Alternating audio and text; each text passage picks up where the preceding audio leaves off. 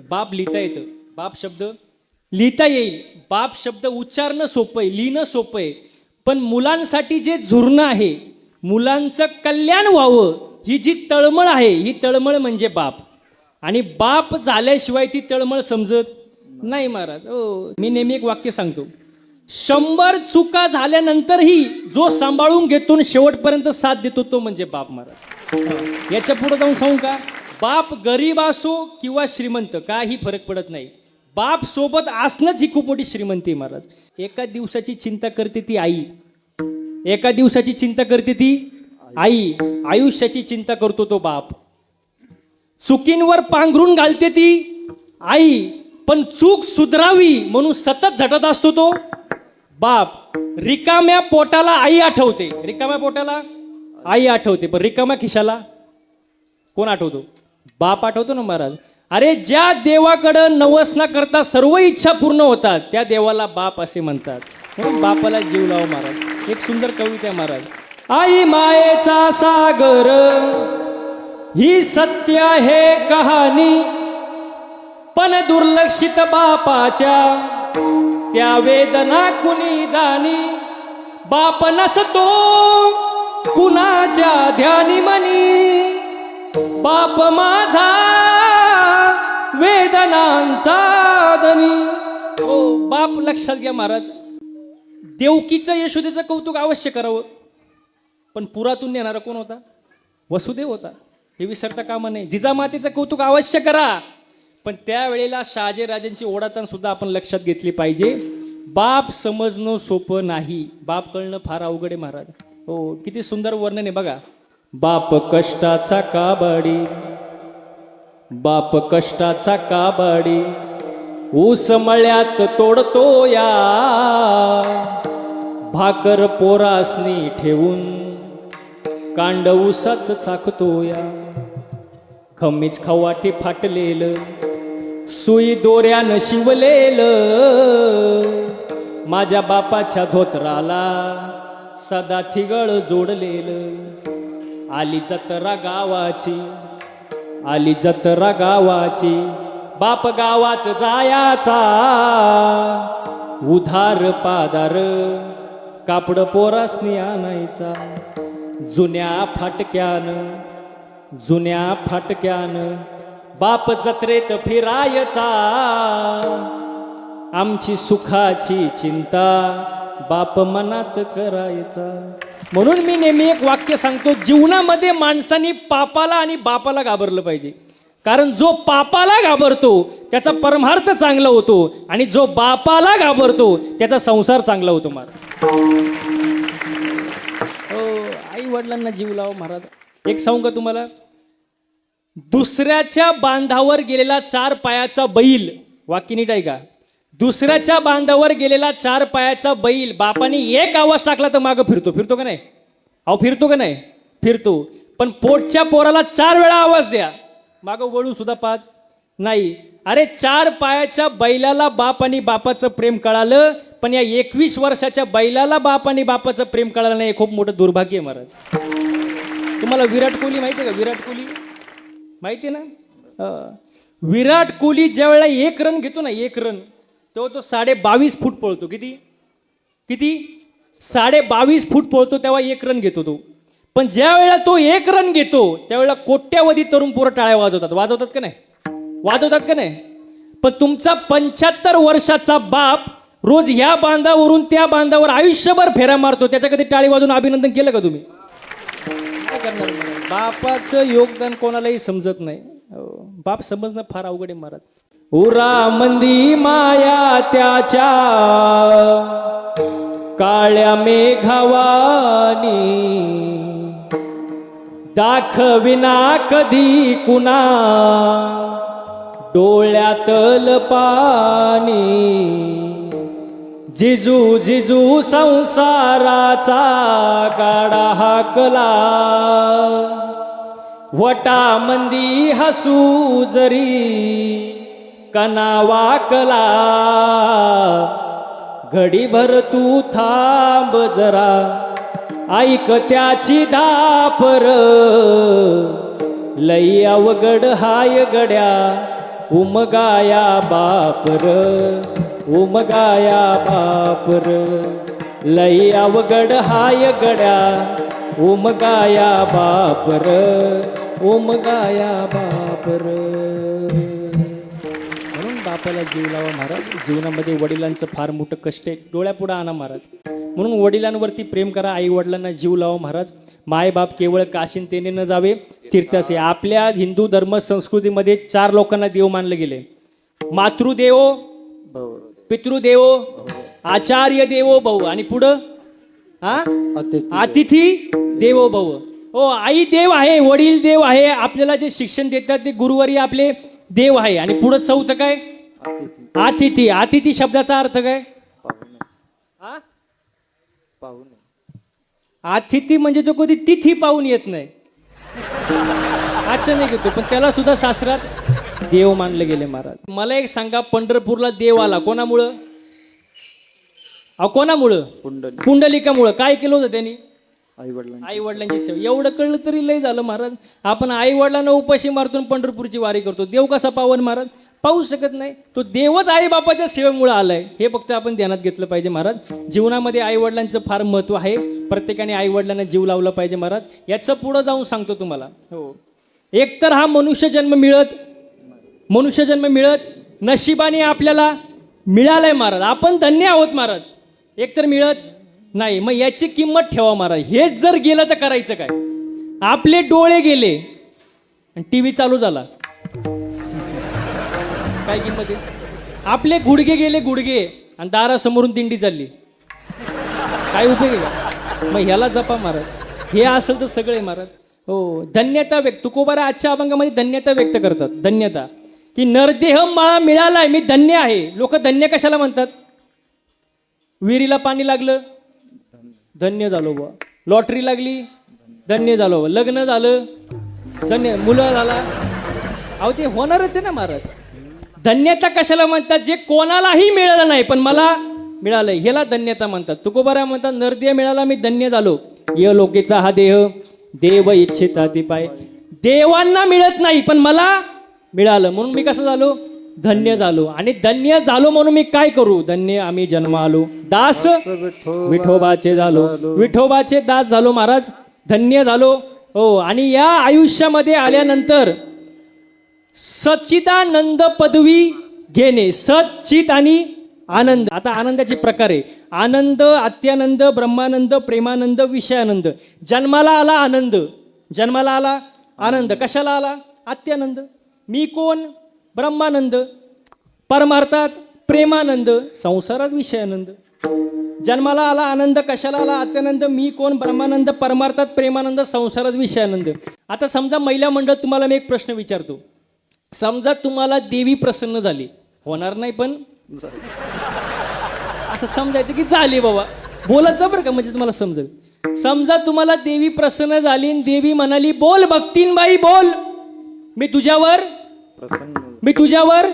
प्रसन्न आहे. आवाज होते बरं का, मी तुझ्यावर प्रसन्न आहे. बोल, तुला कुठं जायचंय? स्वर्गाला जायचंय, नरकाला जायचंय का वैकुंठाला जायचं? कुठं जायचं? आता बोला पटकन, तुम्हाला कुठं जायचंय? तुमच्याशी कोण बोलते आता? हा, देवी बोलते. बोला पटकन, कुठं जायचंय? त्या गाडीचा ड्रायव्हरच मी, असं समजा, फक्त बोला. कुठं जायचं? स्वर्गाला जायचं का? हा, स्वर्ग, वैकुंठ, नरक. पटकन बोला, कुठं जायचं? कुठं? वैकुंठाला जायचंय. आता ऐका बरं का, ती ताई म्हणली वैकुंठाला जायचं. आता वैकुंठाला जायला तप करावं लागतं. काय करावं लागतं? काय करावं लागतं? पुरुष मंडळी बोला, तप. वैकुंठी जावया तपाचे. आणि तप हे 16 प्रकारचे आहेत. आपल्याच्याने एकही तप होणार नाही, म्हणून वैकुंठाला जायची भाषा करायची, म्हणून वैकुंठ कॅन्सल. आता हा, कुठं जायचं? बोला पटकन. हा, स्वर्ग. स्वर्गाला जाण्यासाठी पुण्य करावं लागतं. आता नीट लक्षात द्या बरं का. स्वर्गाला जायला काय लागतं? पुण्य. त्याला ओवी आहे. मग त्या पुण्याची पावटी सरे, सवेची इंद्रपणाची उटी उतरे, मग येऊ लागते माघारी मृत्यू लोका. जोपर्यंत पुण्य तोपर्यंत स्वर्गात. पुण्य संपलं परत, मग परत जर खाली यायचं तर स्वर्गाला जायचं कशाला? स्वर्गाला जाऊ शकत नाही, कॅन्सल. मग आता राहिलं काय? आवाज येऊ द्या. हा, नरक. आता ऐका, नरकाला जायला पाप करावं लागतं. नरका जाणे तेने पाप आचरावं. नरकाला जायला काय करावं लागतं? पाप करावं लागतं. आता तुम्ही रोज तुळशीला पाणी घालताय, कीर्तनाला बसताय, पाहुण्यांचा सत्कार करताय, जेवायला घालताय, दारादाराला पाणी, हे पुण्याचं काम आहे का पापाचं? मग तुम्ही नरकालाही जाऊ शकत नाही, मग तुम्ही वैकुंठालाही जाऊ शकत नाही, आहे का बरं का? स्वर्गालाही जाऊ शकत नाही, नरकालाही जाऊ शकत नाही. मग मला पटकन उत्तर द्या, तुम्हाला जायचंय कुठं? बाबा म्हणतात कुठंच जाऊ नका, फक्त घरी नीट राहा. चला आता तुमचं झालं, तर तुम्हाला देव प्रसन्न झाला. आणि देव प्रसन्न झाल्यानंतर देव म्हणला, बोल भक्ता बोल, तुला काय पाहिजे? मुक्ती पाहिजे, मोक्ष पाहिजे का सिद्धी पाहिजे? बोला पुरुष मंडळी, काय पाहिजे तुम्हाला? देव बोलतो तुमच्याशी, पटकन बोला. मोक्ष पाहिजे, मुक्ती पाहिजे का सिद्धी पाहिजे? काय पाहिजे? सिद्धी. दिली तुम्हाला सिद्धी. चला, हात लावेल तिथं सोनं, हात लावेल तिथं जेवायला बसला, चपातीला हात लावली सोन्याची, लावला पप्याच्या आईला हात, पप्याची आई सोन्याची बॉम्बला. मग ही सिद्धी काय कामाची आहे का? नाही, सिद्धी कॅन्सल. आता राहिलं मोक्ष मुक्ती. आता दुसरा मुद्दा, जन्माला आलो तर एक ना एक दिवस जावाला, जन्माला आलाय तो एक ना एक दिवस जाणार आहे. माझा एक साधा सरळ प्रश्न आहे, महिला मंडळ पुरुष मंडळी सगळ्यांना, फक्त उत्तर द्यायचं नीट. माणसाने मरावं किंवा नाही? नीट 5 मिनिटं घ्या, काय आपल्याला काय? माणसाने मरावं किंवा नाही? हा, मरावं. हा, बरं, आता मी देऊ का उत्तर? तुम्ही नाही जरी म्हणले तरी, हा जरी म्हणले तरी, ते कोणाला चुकलं नाही ना महाराज, प्रत्येकाला जावंच लागणार आहे महाराज. पण आणि ते ओवी महाराज, उपजेते नाशे, नाशिले ते पुनरुपजे, एका ठिकाणी जसे परब्रह्म का, म्हणजे जन्माला आला तो एक नाही दिवस जाणार आहे. आता पुढचा मुद्दा आहे का, माणसाने मरावं कधी, याचा सुद्धा उल्लेख आहे. माणसाने मरावं कधी? बघा, माणसाचा मृत्यू हा दिवसा झालेला असावा. माणसाचा मृत्यू हा दिवसा झालेला असावं, शुक्ल पक्ष असावं, शरीराचं तापमान समान असावं, मरताना जठराग्नी प्रदीप्त असावा, इंद्रिय टवटवीत असावे आणि उत्तरायण असावं. तुम्ही म्हणाले वाचायचं कुठं? ज्ञानेश्वरीमध्ये अध्याय क्रमांक 8 श्लोक क्रमांक 24 ओवी क्रमांक 202. आत अग्नी ज्योतीचा प्रकाश, बाहेरी शुक्ल पक्षू आणि दिवसू आणि सामासामाजी मासू उत्तरायण. माणसाचा मृत्यू दिवसा असावा, शुक्ल पक्ष असावं, उत्तरायण असावं, इंद्रिय टवटवीत असावे, मरताना जठराग्नी प्रदीप्त असावा. हे लक्षण आहे. मग तुम्ही म्हणाल, तुम्ही एवढं जीव तोडून बोलताय महाराज, तुम्ही सुद्धा नीट मराल का? सांगता येत नाही. मी सुद्धा उरफाटा तिरफाटा मरू शकतो महाराज, कारण जो जन्माला आलाय तेव्हाच त्याचा मृत्यू लिहिलेला आहे, ते आपल्या हातात नाही. पण ह्या सगळ्या अटी आहे मरण्याच्या महाराज. आता याच्या पुढं जाऊन सांगतो, तुम्हाला मी मरूनच दाखवतो, फक्त लक्ष माझ्याकडे द्या. डायरेक्ट जागेवर मरून दाखवून राहिला. बघा, ज्याचा शेवटचा काळ जवळ आलाय त्याचं काय होतं? डोळे कमी दिसतं, डोळ्याची पावर कमी होते, ऐकायला कमी येतं महाराज. हो, पचनशक्ती मंदावते, त्यामुळे काय होते? रक्त बनवण्याचा कारखाना स्लो होतो महाराज, आणि हळूहळू माणूस खाटावर पडतो, कारण काळ जवळ आलेला असतो. आता याचं पुढं नीट ऐका. जेव्हा माणूस शेवटच्या स्टेजला असतो तेव्हा त्याची तुम्ही नजर बघितली का? नजर, तो एकाकडं जर पाहायला लागला की त्याच्याकडेच पाहत राहतो, दुसरीकडे लक्ष देत नाही. आपले घरचे येतात फळं घेऊन, तो अजिबात पाहत नाही. आणि लोक पण असे विचित्र असतात, तो खात नाही म्हणून फळं घेऊन जातात. तो जेव्हा चांगला असतो, खात असतो, तेव्हा त्याला फळं कोण देतं? कोण नाही. त्याला खाता येत नाही, चला फळं घेऊन, चला नारळ पाणी घेऊन मारा. तुम्ही एक गंमत बघितलं का? हॉस्पिटलमध्ये पेशंटच्या उशाखाली, उशाजवळ ढीग लागलेला असतो फळांचा, पण तो खात, पण त्याला सांभाळायला जो फट्टा असतो यासोबत, तो दिवसाला 5-5 सफरचंद खातो. आणि त्याच्याकडे जर आपण गेलो ना, असं चेहरा करून दुःखित, त्याला म्हणलं हा घे तुला डबा टिफिन आणलाय, तो म्हणतो नको. का? वासानं जेवण जात नाही. अरे तुझं सफरचंद खाऊ खाऊ गाल वर आले म्हणतो, श्वासाने जेवण जात नाही. लोक असे महाराज, कोणी कोणासाठी मरायला मोकळं नाही. हा सगळा मायेचा बाजार आहे महाराज. हां, आता नीट लक्ष द्या. पेशंट घाटावर पडलाय, शेवटचा काळ जवळ आलाय, आता शेवटी काय होतं, त्याने आयुष्यभरात जेवढे वाईट कर्म केले ते सगळे त्याच्या डोळ्यापुढे येतात. दुधात पाणी किती वेळा टाकलं हिशोब, शाळेत पेपरली त्याला कॉपी केली का हिशोब, कोणाकोणाचे लग्न मोडले हिशोब, राष्ट्रवादीचा प्रचार केला, शिवसेनेचे पैसे घेतले, भाजपचं बटन दाबलं हिशोब. जेवढे वाईट कर्म केले ते सगळे त्याच्या डोळ्यापुढे येतात. आणि डोळ्यापुढं आल्यानंतर त्या इच्छेचं वासनेत रूपांतर होतं आणि शेवटी जी वासना निर्माण होते त्या गतीला माणूस जातो. वासना लगेच त्याच्या भावाला फोन करते तिच्या, कोण, यम बुलेटला किक मारून येतो, त्याच्या बोकांडी बसतो, जीव गेला, रडारडीला सुरुवात, नागपुडीत कापूस, हो, आणि मरणी जयाचे आठवे, तो ते गती पावे. म्हणून जीवनामध्ये येऊन मनुष्य कधी जाईल याची गॅरंटी नाही. आहे तवर चांगलं जगा महाराज, सगळे गेले आपणही जाणार आहे महाराज. किती सुंदर वर्णन आहे. आज जमेला पंजा मेला, बाप मसना गेला, हो देखत देखत नातू पंतू तोही तैसा झाला, देखत देखत नातू पंतू तोही तैसा झाला, उठा जागा पाठे बयाले मोठे, उठा जागा पाठे बयाले मोठे, उठा जागा पाठे बयाले मोठे, उठा जागा पाठे बयाले मोठे. हो आज मेला पंजा मेला, बाप मसना गेला, मेला पंजा मेला, बाप मसना गेला, आज मेला पंजा मेला, बाप मसना गेला, आज मेला पंजा मेला, बाप मसना गेला. हो देखत देखत देखत देखत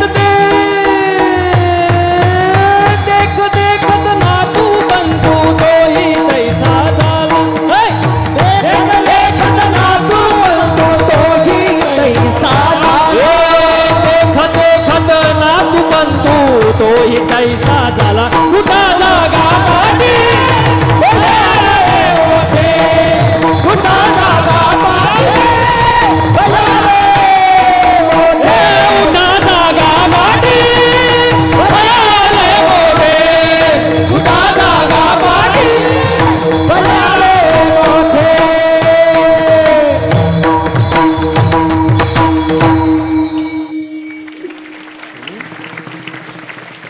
वा